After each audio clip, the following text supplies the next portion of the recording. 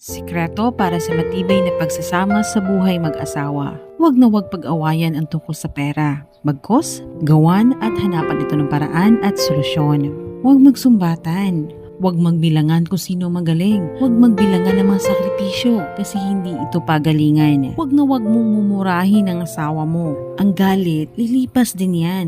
Pero yung masakit na salitang iyong binitiwan, hindi niya na yan makakalimutan kahit kailan. Huwag makipag-chat secretly sa mga ibang babae or sa ibang lalaki. In short, don't cheat.